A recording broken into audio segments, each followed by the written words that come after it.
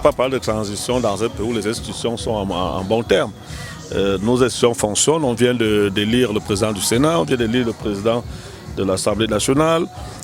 Alors on ne parle de transition que là où les institutions ne fonctionnent plus. Donc je crois que ceux qui évoquent le problème de transition au Cameroun, ils savent de quoi il est question chez eux.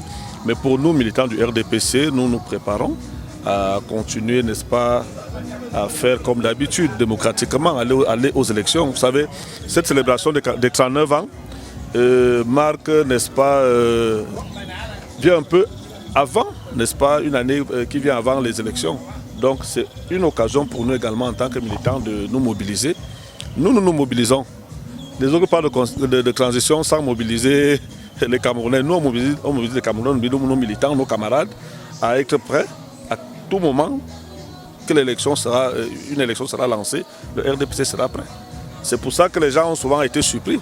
Parce que pendant que les gens passent le temps à parler d'autre chose, nous préparons le terrain, nous préparons les militants à aller à ce qui est essentiel. Et l'essentiel pour le RDPC aujourd'hui, c'est les élections qui viennent. Je suis un peu comme un joueur qui intègre une nouvelle équipe et qui a besoin de l'encadrement des anciens, de ses coéquipiers, du coach, de tout l'encadrement technique pour mieux s'exprimer. C'est à ce niveau que je suis encore et je peux vous rassurer que depuis le 3 août jusqu'à aujourd'hui, je sens que je bénéficie de cet accompagnement-là, je bénéficie de cet encadrement-là, donc j'ai besoin pour pouvoir m'exprimer dans ce parti. Je voudrais vous rappeler que pour ma première célébration, le président Francis Laesolo, à ma grande surprise, a bien voulu faire de moi le vice-président de la commission communication.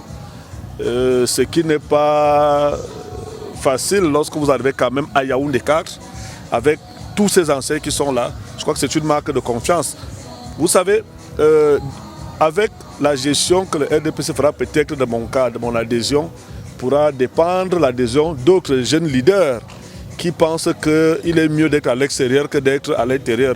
Et ceux peut-être qui me condamnent aujourd'hui d'être venu à l'intérieur m'observent.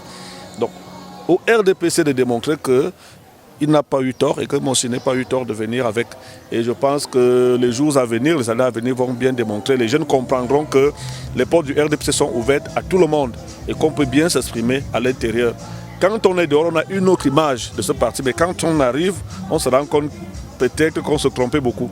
Je vous prends un exemple. Moi, quand j'étais de l'extérieur, je pensais qu'au RDPC, les sacs d'argent venaient de la présidence pour des célébrations.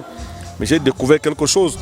Toutes les fêtes auxquelles j'ai participé, toutes les réunions tenues par le président de la section, M. Francis Laesolo, on a demandé aux militants de contribuer. Nous continuons à mobiliser. On ne va pas dormir sur le fait que le RDPC soit représenté dans les 360 communes du Cameroun. Il faut continuer à pêcher, comme les anciens l'ont fait. Moi, je suis un exemple. On est venu me prêcher et on m'a pêché. Donc moi aussi, quand j'arrive, je dois continuer à le faire. Il faut que j'amène d'autres jeunes, des leaders même, à comprendre que c'est ensemble que nous pouvons construire. On ne peut pas critiquer une maison, l'intérieur d'une maison étant à l'extérieur.